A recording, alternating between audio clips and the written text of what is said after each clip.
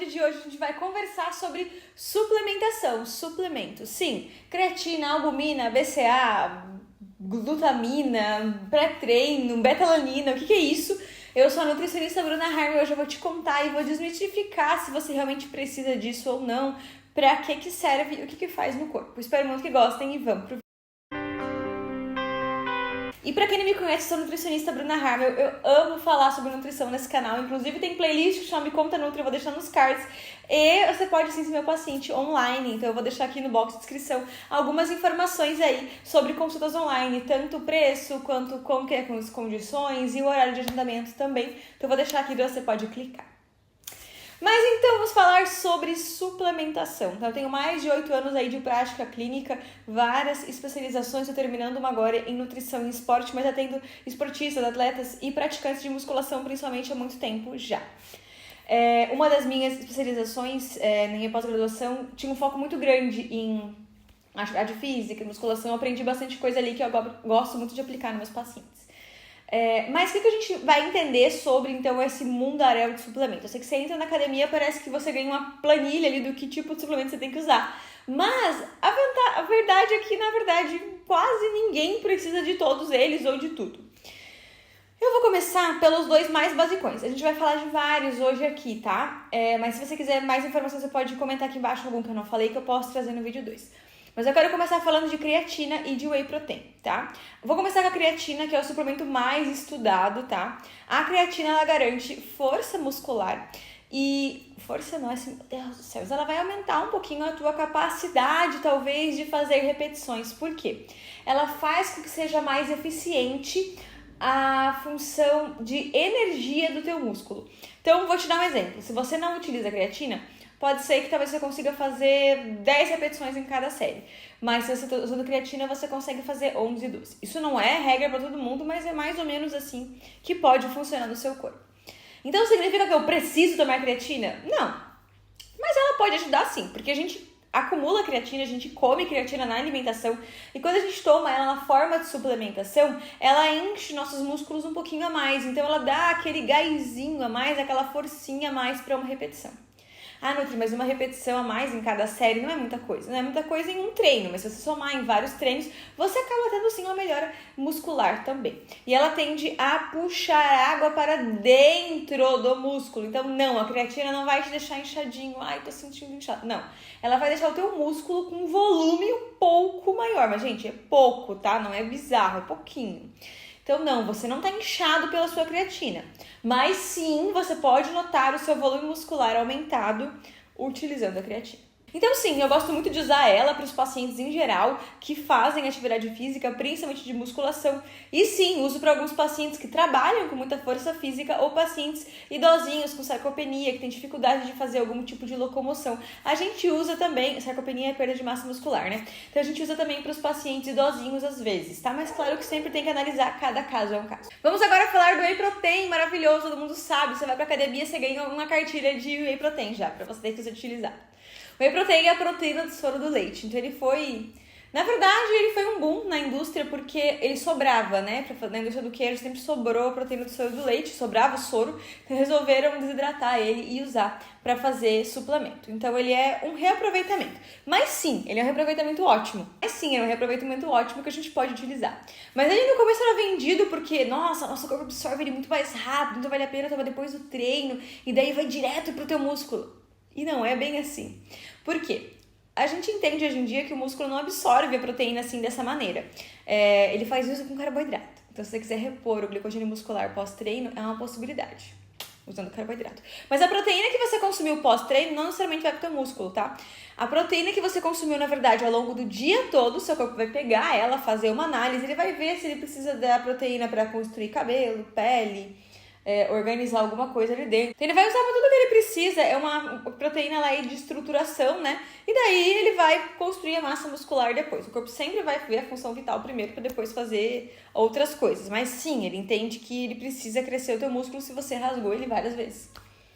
Mas eu quero que você entenda que não é porque você está comendo a proteína que ela vai direto para o teu músculo. Por isso que a gente precisa bater a meta diária de proteína. Para o teu corpo entender que ela tem sobrando o suficiente e pode ir para o teu músculo também. Então, sim, o suplemento de proteína, não só o whey protein, qualquer suplemento de proteína em pó, aí a gente entra proteína da carne, a gente entra as proteínas veganas, vegetais, proteína do arroz, proteína de soja, proteína da semente de chia, e inclusive entra a albumina também, que é a proteína da clara do ovo. Qualquer suplemento proteico desse, ele vai ser responsável por fechar a necessidade de proteína que você tem ao longo do dia. Então, sinceridade, tanto faz a fonte, o que importa é você consumir a proteína da quantidade que você precisa. Entendeu? Nutri, comecei a academia agora, ou como super bem, bastante proteína. Eu preciso estar tomando whey protein? Não.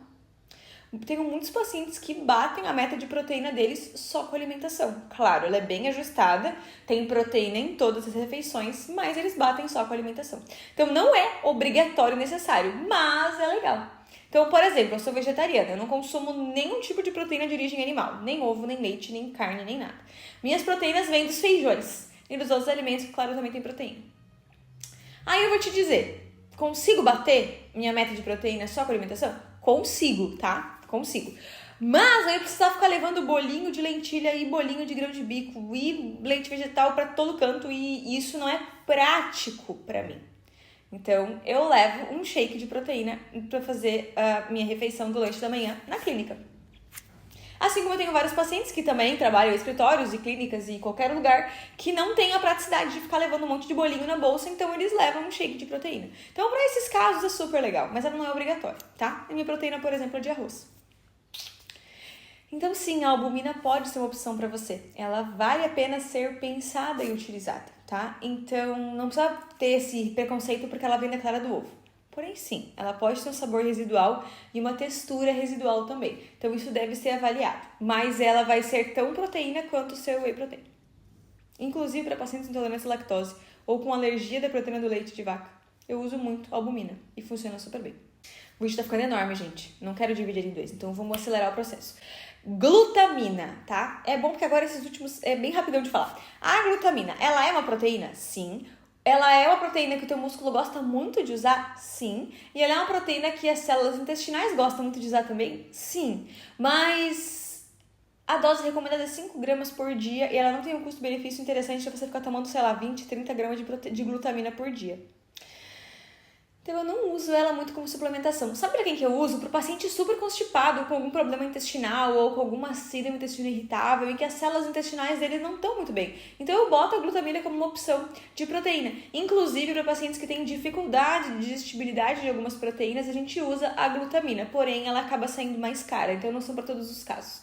Fiquem atentos para pacientes que têm câncer ou histórico familiar de doença câncer, porque a glutamina pode alimentar a célula cancerígena também. Então, assim como ela alimenta a célula intestinal e a célula muscular, ela pode alimentar a célula cancerígena. Então, eu não recomendo para nenhum paciente que tenha câncer ou tenha histórico ou predisposição. A glutamina é uma coisa que é muito utilizada por causa do custo-benefício dela. Mas, por exemplo, eu tinha um paciente que usava sonda enteral, a gente completava a proteína dele com um módulo de glutamina.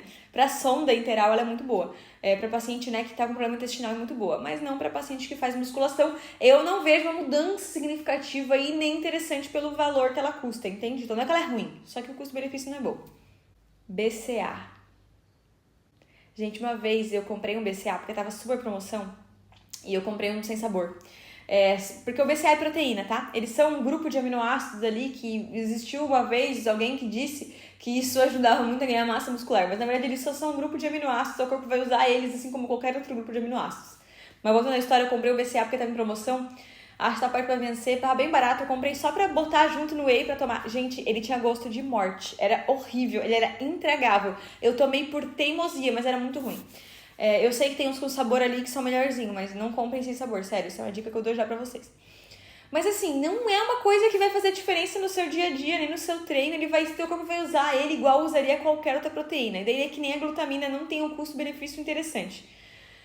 Além disso, acho que tem que tomar são 10 gramas de BCA. Aí tem uns lugares que vende em cápsula, tem que tomar 10 cápsulas gigantes ou 20 cápsulas anormal por dia, é muito fora de realidade. Então, eu não vejo vantagem nenhuma de usar o BCA. Mas ele é uma proteína. Se você achar que nem eu na promoção lá e quiser botar junto, teu corpo vai absorver igual qualquer outra proteína. Beta-alanina, muito presente nos pré-treinos, tá? Ela dá aquela sensação de formigamento ali.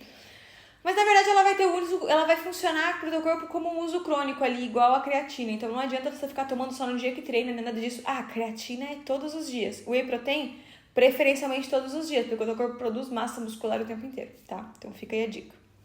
As outras eu falei pouco, então não precisa ser todos os dias, porque nem recomendo muito tomar.